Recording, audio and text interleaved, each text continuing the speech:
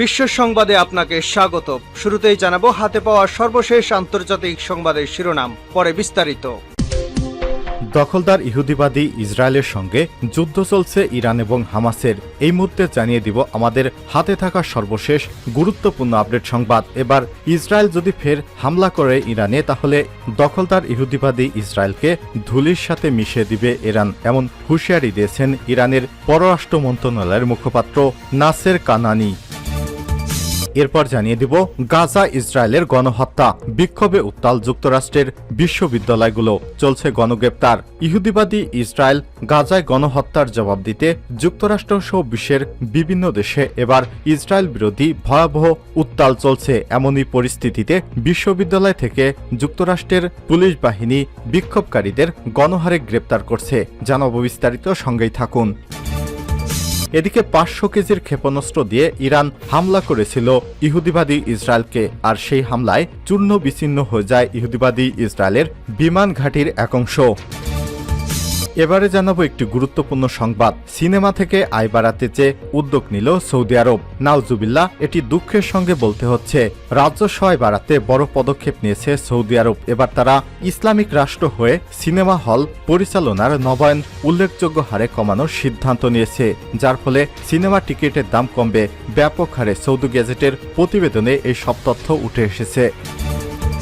এবং সর্বশেষ জানিয়ে দিব, পাকিস্তানে সফর করেছে ইরানের প্রেসিডেন্ট ইব্রাহিম রইসি। তাহলে কি পাকিস্তান থেকে ইরান পারমাণবিক অস্ত্র পাচ্ছে? আর এই ভয়ে এবার যুক্তরাষ্ট্রের প্রেসিডেন্ট জো বাইডেন ক্ষেপেছে পাকিস্তানের উপর। যদি ইরানের হাতে পাকিস্তানের ক্ষেপণাস্ত্র, পারমাণবিক ক্ষেপণাস্ত্র পৌঁছে যায়, তাহলে যুক্তরাষ্ট্রকেও ইরান উড়িয়ে দিতে দ্বিধাবোধ করবে না। এই ভয়ে এবার কট্টরপন্থী ইহুদিবাদীকে সমর্থন করা বাইডেন চটেছে। বর্তমানে 3 রাষ্ট্রীয় সফরে পাকিস্তানে অবস্থান করছে ইরানের প্রেসিডেন্ট ইব্রাহিম রাইসি। প্রিয় দর্শক, এতক্ষণ শুনছিলেন সংবাদ শিরোনাম, এবারে বিস্তারিত।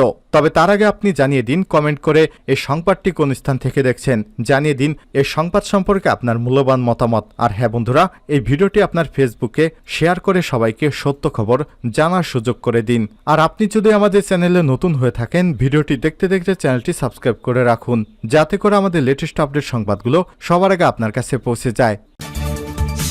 ইসরায়েল যদি ফের ইরানে হামলা করে ভয়াবহ পরিণতির মুখোমুখি হবে ইসরায়েল, এমনটা হুঁশিয়ারি করেছে ইরানের পররাষ্ট্র মন্ত্রণালয়ের মুখপাত্র নাসের কানিয়ানি। সোমবার সাপ্তাহিক সংবাদ ব্রিফিংয়ে এই হুঁশিয়ারি উচ্চারণ করেছেন তিনি খবর সিনহুয়ার। তিনি বলেন, ইসরায়েল যদি ইরানের উপর কিংবা তার স্বার্থের বিরুদ্ধে আর কোনো ধরনের আগ্রাসন চালায় চেষ্টা করে, তাহলে আরও শক্তিশালী জবাব দিবে ইরান। ইসরায়েলকে ধুলির সাথে মিশিয়ে দেওয়া হবে। নাসের কানিয়ানি বলেন, আন্তর্জাতিক আইন লঙ্ঘন করে ইসরায়েল সিরিয়ার রাজধানী দামেস্কে আমাদের কূটনৈতিক স্থাপনায় যে আগ্রাসন চালিয়েছিল তার বৈধ এবং চরম জবাব দিয়েছি। ফের যদি ইসরায়েল কোনো ধরনের ভুল করে, তাহলে ইরানের জবাব হবে আরও বেশি কঠোর। গত 1 এপ্রিল সিরিয়ার রাজধানী দামেস্কে ইরানের কনসুলেটে ক্ষেপণাস্ত্র হামলা চালায় ইসরায়েল। ওই হামলায় ইরানের ইসলামী গার্ড কর্পসের কুদস ফোর্সের কমান্ডার জেনারেল মোহাম্মদ রেজা জাহেদি, তার ডেপুটি জেনারেল মোহাম্মদ হাদি হাজি রাহিমি ছাড়াও আরও 5 জন সহকারী অফিসার নিহত হয়েছে। এর প্রতিশোধ হিসেবে গত 13 এপ্রিল দিবাগত রাতে ইসরায়েলে ক্ষেপণাস্ত্র এবং ড্রোন হামলা চালায় ইরান। ট্রু প্রমিস নামের প্রতিশোধমূলক ওই হামলায় অধিকৃত ফিলিস্তিন ভূখণ্ড জুড়ে অবস্থিত ইসরায়েলি সামরিক স্থাপনাগুলো ক্ষতিগ্রস্ত হয় বলে দাবি তেহরানের। এদিকে ইরানের পক্ষ থেকে এই প্রতিশোধমূলক হামলার পর ইউরোপীয় ইউনিয়ন তেহরানের উপর যে নিষেধাজ্ঞা আরোপের ঘোষণা দিয়েছে তাকে আগ্রাসনের জন্য পুরস্কার বলে উল্লেখ করেন নাসের কানিয়ানি। তিনি বিস্ময় প্রকাশ করে বলেন, ইরান তার বৈধ অধিকার হিসেবে ইসরায়েলের বিরুদ্ধে পাল্টা হামলা চালিয়েছে, তার জন্য ইউরোপীয় ইউনিয়ন তেহরানের উপর নিষেধাজ্ঞা আরোপ করবে, এটি বিস্ময়কর ব্যাপার। অথচ গাজায় অবর্ণনীয় বর্বরতা চালালেও ইউরোপীয় ইউনিয়ন ইসরায়েলের বিরুদ্ধে কোনো শাস্তিমূলক ব্যবস্থা নিচ্ছে না।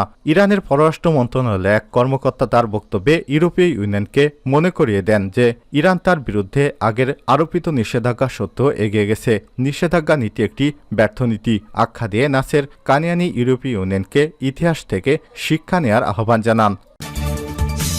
গাজায় ইসরায়েলের গণহত্যা, বিক্ষোভে উত্তাল যুক্তরাষ্ট্রের বিশ্ববিদ্যালয়, চলছে গণগ্রেপ্তার। বিক্ষোভে উত্তাল হয়ে উঠেছে যুক্তরাষ্ট্রের বিশ্ববিদ্যালয়গুলো। একের পর এক বিশ্ববিদ্যালয়ে ছড়িয়ে পড়া বিক্ষোভ দমনে চলছে গণগ্রেপ্তার। বিবিসির প্রতিবেদনে বলা হয়েছে, শিক্ষার্থীরা গাজা যুদ্ধের বিরুদ্ধে বিক্ষোভ করছে। প্রথমে কলম্বিয়া এবং ইয়েল বিশ্ববিদ্যালয়ে উত্তাল ওঠে, সেখানে হস্তক্ষেপ করে পুলিশ। ইয়েল বিশ্ববিদ্যালয় থেকে কয়েক ডজন ছাত্রকে গ্রেপ্তার করা হয়েছে। কলম্বিয়া বিশ্ববিদ্যালয়ে বাতিল হয় সশরীরে ক্রাশ, সেখানেও 100 জনের বেশি ছাত্রকে গ্রেপ্তার করেছে পুলিশ। এই খবর দেশের অন্যান্য বিশ্ববিদ্যালয়ে ছড়িয়ে পড়লে শিক্ষার্থীরা প্রতিবাদে রাস্তায় নেমে আসেন। এর মধ্যে সোমবার 22 এপ্রিল রাতে পুলিশ নিউ ইয়র্ক বিশ্ববিদ্যালয়ের বিক্ষোভ দমনে যায়, সেখানে শিক্ষার্থীদের সঙ্গে ধস্তাধস্তি হয়। এ সময় বেশ কয়েকজনকে গ্রেপ্তার করেছে পুলিশ। এতে উত্তেজনা আরও বাড়ে। শেষ খবর পাওয়া পর্যন্ত বার্কেলে, MIT সহ যুক্তরাষ্ট্রের শীর্ষ কলেজ এবং বিশ্ববিদ্যালয়গুলোতে বিক্ষোভ চলছে। গত বছরের 7 অক্টোবর ইসরায়েলে হামাসের হামলার পর থেকে ইসরায়েল গাজা যুদ্ধ নিয়ে মার্কিন বিশ্ববিদ্যালয়ে বিতর্ক চলছিল। তখন থেকে দুটি পক্ষ সক্রিয় হয়ে ওঠে। একটি পক্ষ গাজা যুদ্ধকে অনৈতিকভাবে দাবি করে গণহত্যা বন্ধের কর্মসূচি পালন শুরু করে, তারা ইহুদি বিরোধী প্রচার অব্যাহত রাখে। অপরদিকে শিক্ষার্থীদের মধ্যে অন্যান্য যে কোনো সময়ের চেয়ে ইসলামে ভীতি বাড়তে থাকে। সোমবার ক্যাম্পাসগুলোতে বিক্ষোভ ছড়িয়ে পড়লে এই সম্পর্কে মার্কিন প্রেসিডেন্ট জো বাইডেনকে জিজ্ঞাসাবাদ করা হলে তিনি বলেন, তিনি দুই পক্ষের কাজে নিন্দনীয় মনে করেন। স্থানীয় সংবাদ মাধ্যম জানায়, গত সপ্তাহে নিউ ইয়র্ক সিটি পুলিশকে শহরের কলম্বিয়া ইউনিভার্সিটি ক্যাম্পাসে ডাকা হয়েছিল। সেখানে 100 জনের বেশি বিক্ষোভকারীকে গ্রেপ্তার করা হয়। তারপর প্রতিবাদটি সাময়িক রূপ নেয়। এদিকে ফিলিস্তিনের অবরুদ্ধ গাজা উপত্যকায় ইসরায়েলের যুদ্ধর 200তম দিনে গড়িয়েছে। ইতিমধ্যে ইসরায়েলি হামলায় 34,000-এর বেশি মানুষ নিহত হয়েছে, আহত হয়েছে আরও 77,000-এর বেশি মানুষ। বাস্তুচ্যুত হয়ে খোলা আকাশের নিচে বসবাস করছে লাখ লাখ ফিলিস্তিনি। এতে প্রাণহানি এবং ধ্বংসযজ্ঞ সত্ত্বেও গাজায় হামলা অব্যাহত রেখেছে ইহুদিবাদী ইসরায়েল। বিশ্বজুড়ে যুদ্ধবন্ধের দাবি জোরালো হলেও তা বন্ধের কোনো দৃশ্যমান কোনো লক্ষণ দেখা যাচ্ছে না। 500 কেজির ক্ষেপণাস্ত্র দিয়ে ইরানে হামলা করেছিল ইসরায়েল। ইরানের ক্ষেপণাস্ত্র, ইরান ইসরায়েল পাল্টাপাল্টি হামলার পর বিশ্বজুড়ে নতুন হিসাব নিকাশ চলছে। দুই দেশের শক্তি নিয়ে হচ্ছে বিশ্লেষণ। চেষ্টা করা হচ্ছে কারা কি অস্ত্র ব্যবহার করে হামলা করেছে, সেই সব অস্ত্রের শক্তি বা কেমন। এবার জানা গেল ইসরায়েলের ভয়ঙ্কর এক ক্ষেপণাস্ত্রের নাম, যেটি ইরানে হামলায় ব্যবহার করা হয়েছিল। দ্য টাইমস অফ ইসরায়েলের এক প্রতিবেদনে বলা হচ্ছে, ইরানে হামলায় ইসরায়েল অত্যাধুনিক রামপেস ক্ষেপণাস্ত্র ব্যবহার করেছিল। এটি শত্রু ঘাঁটিতে তাণ্ডব চালাতে সক্ষম। এক্ষেত্রে ইসরায়েল ছুড়েছে বিমান থেকে। ইরানের কাছাকাছি একটি দেশ থেকে যুদ্ধবিমান থেকে ক্ষেপণাস্ত্রটি ছোড়া হয়। আকাশ থেকে ভূমিতে নিক্ষেপযোগ্য ক্ষেপণাস্ত্রটির ওজন 500 কেজি। এটি খুব সহজে আকাশ প্রতিরক্ষা ব্যবস্থা ফাঁকি দিতে সক্ষম। প্রতিবেদনে দাবি করা হয়, রামপেস সেই সক্ষমতা প্রমাণ করেছে। ইরানের আকাশ প্রতিরক্ষা ব্যবস্থা ভেদ করে তা আঘাত হানে। ইসরায়েলের উদ্দেশ্য ছিল ইরানের নাতানজ পারমাণবিক স্থাপনার কাছে বাংকারের মতো সুরক্ষিত স্থাপনায় হামলা চালিয়ে তাণ্ডব সৃষ্টি করা। শুক্রবার 19 এপ্রিল সকালে ইরানের মাটিতে হামলা চালায় ইহুদিবাদী ইসরায়েল। ইসরায়েলের মাটিতে তেহরানের হামলার জবাবে তেল আবিব এ হামলা করে। এর আগে ইরান নজিরবিহীনভাবে ইসরায়েলের মাটিতে সরাসরি হামলা করে। এতে দেশটির 300টির বেশি ড্রোন ক্ষেপণাস্ত্র ব্যবহার করা হয়েছিল। সিনেমা থেকে আয় বাড়াতে যে উদ্যোগ নিল সৌদি আরব। রাজস্ব আয় বাড়াতে বড় পদক্ষেপ নিয়েছে সৌদি আরব। সিনেমা হল পরিচালনায় নবায়নকে উল্লেখযোগ্য হারে কমানোর সিদ্ধান্ত নিয়েছে দেশটি। এর ফলে সিনেমার টিকিটের দাম কমবে ব্যাপক হারে। সৌদি গ্যাজেটের প্রতিবেদনে এসব তথ্য দেওয়া হয়েছে। বিনোদন খাতে সমৃদ্ধ করতে সৌদি আরবের সংস্কৃতিমন্ত্রী প্রিন্স বদর আল আবদুল্লাহ এবং ফিল্ম কমিশনের পরিচালনা পর্ষদের একগুচ্ছ উদ্যোগ নিয়েছে।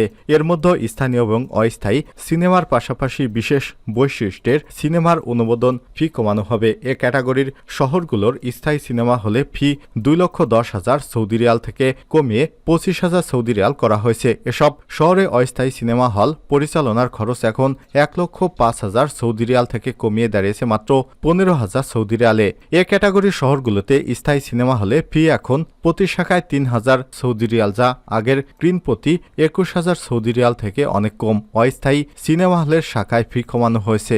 এখন এ ক্যাটাগরির শহরগুলোতে শাখাপতি ফি 500 সৌদি রিয়াল নির্ধারণ করা হয়েছে। চলচ্চিত্র খাতে সমৃদ্ধি আরও উৎসাহিত করতে এবং সৌদির জনগণের কাছে সিনেমারও সহজলভ্য করার বৃহত্তর প্রচেষ্টার অংশ হিসেবে এই নিয়ম করা হয়েছে সৌদির পক্ষ থেকে। কিন্তু একটি মুসলিম রাষ্ট্র হিসেবে এ ধরনের কর্মকাণ্ড বিশ্ব থেকে তারা নিন্দার ঝড় বয়ে যাচ্ছে।